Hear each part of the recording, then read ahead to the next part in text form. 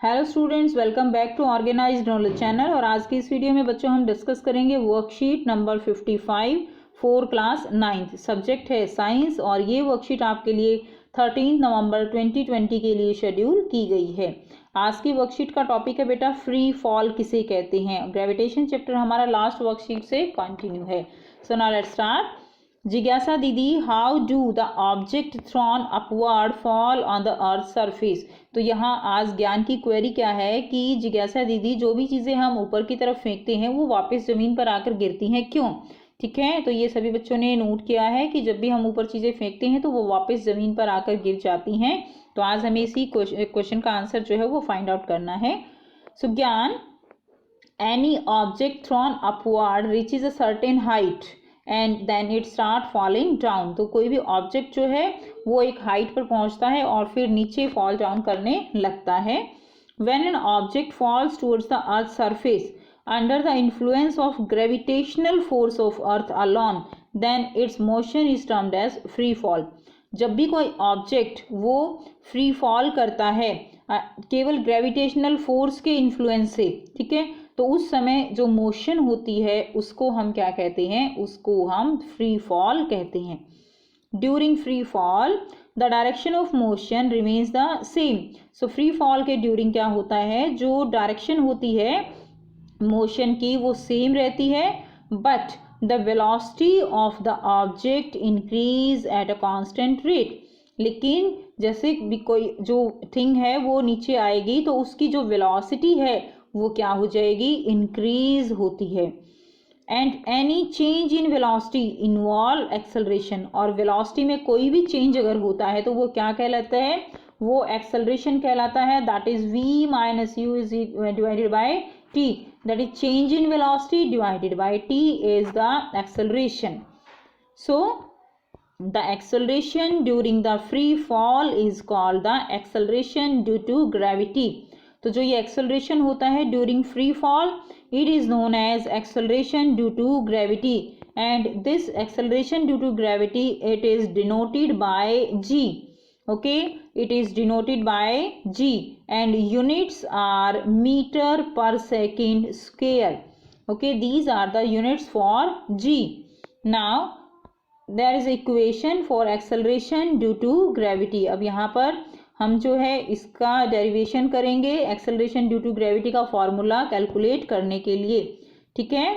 सो यहाँ पर हम इक्वेशन करेंगे। So let mass of the earth be M. तो मास जो है अर्थ का वो कितना गिवन है वो हमने कैपिटल एम जो है मान लिया, एंड मास ऑफ ऑब्जेक्ट कितना है? Small M.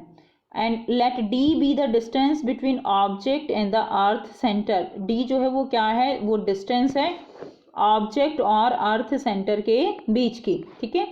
एफ क्या है बेटा? एफ यहाँ पे फोर्स ऑफ अट्रैक्शन है exerted by the earth on the object. So F is the force of attraction.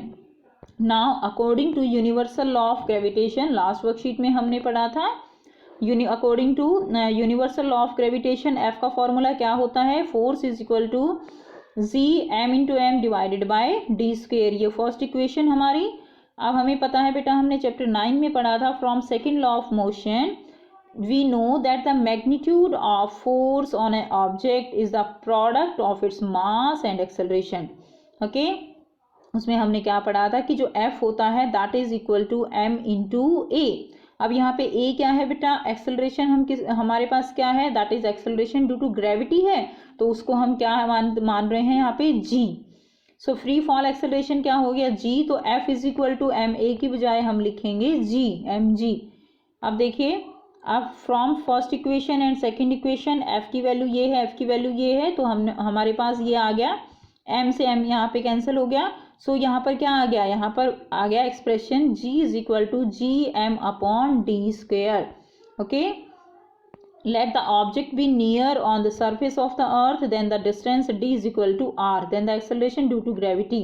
अब देखिए, अगर कोई भी हमारे पास जो है ऑब्जेक्ट है और वो अर्थ के नज़दीक है, ठीक है, तो उसमें क्या होगा? जो डी है वो किसके बराबर होगी? जो डिस्टेंस यानी सरफेस के पास है, तो डी जो है उसको हम क्या लिख सकते हैं? उसको हम आर के इक्वल लिखेंगे, that is D is equal to the radius of the earth. So यहाँ पर फॉर्मूला क्या हो गया? That G is equal to G M upon R square. तो ये बेटा हो गया फॉर्मूला जी को कैलकुलेट करने का यहाँ से। नेक्स्ट देखिए, as the earth is not a perfect sphere. अब अर्थ जो है वो परफेक्ट स्फीयर नहीं है, so its radius R increases from poles to the equator. अब देखिए जो अर्थ है उसमें जो पोल्स हैं, ठीक है, उसमें जो पोल्स की जो आर है वो क्या है, वो कम है, रेडियस आर पोल्स पे कम है, और जो इक्वेटर है उन पे उनकी जो रेडियस है वो जो है ज़्यादा है। सो क्या होगा, as a result the value of g become greater at the poles than at the equator. So poles पे रेडियस कम है तो जी जो है वो ज़्यादा हो जाएगी। ओके, सो आप यहाँ से देखिए, ये जो है पोलर रेडियस है, ये जो है इक्वेटर रेडियस है। अब आर ई जो है वो ज़्यादा है किससे, आर पी से, लेकिन यहाँ पर जी इक्वेटर पे कम होगी और पोल्स पे जी जो है वो ज़्यादा हो जाएगी। ओके, तो ये थी बच्चों आपकी आज की वर्कशीट। सो अब यहाँ पे कुछ क्वेश्चंस दिए गए हैं बेटा, इनको सॉल्व कर लेते हैं। फर्स्ट क्वेश्चन है, explain free fall in brief. आपको फ्री फॉल एक्सप्लेन करना है। तो फ्री फॉल देखिए हमने यहाँ से पढ़ा था, when an object falls towards the earth's surface under the influence of gravitational force of earth alone, then its motion is termed as free fall. So ये आपका क्वेश्चन नंबर फर्स्ट का answer हो जाएगा। ओके, नेक्स्ट देखिए question number second, what is acceleration due to gravity, what is its unit. So acceleration due to gravity क्या है और इसकी यूनिट क्या है।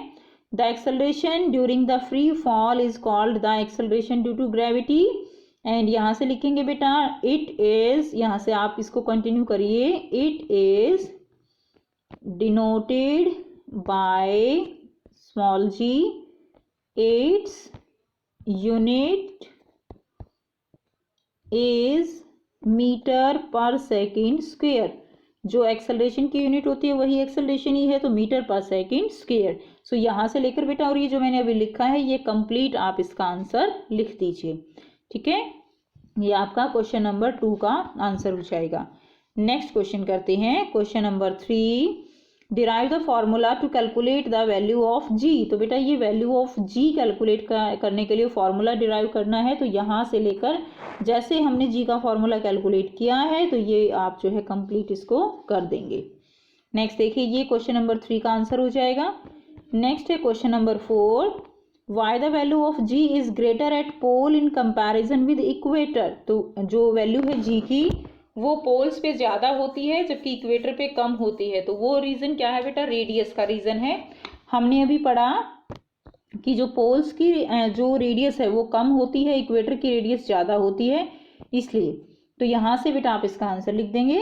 ये वाला आंसर जो है, ये वाला जो हमने अभी पढ़ा, ये आपका क्वेश्चन नंबर 4 का आंसर हो जाएगा। तो ये थी बच्चों आपकी आज की वर्कशीट। आई होप बेटा आपको वर्कशीट क्लियर है। कोई भी प्रॉब्लम है तो आप कमेंट करके पूछ सकते हो। वीडियो अच्छी लगी तो लाइक शेयर जरूर कर दीजिए, चैनल को सब्सक्राइब कर लीजिए, and thanks for watching, have a nice day.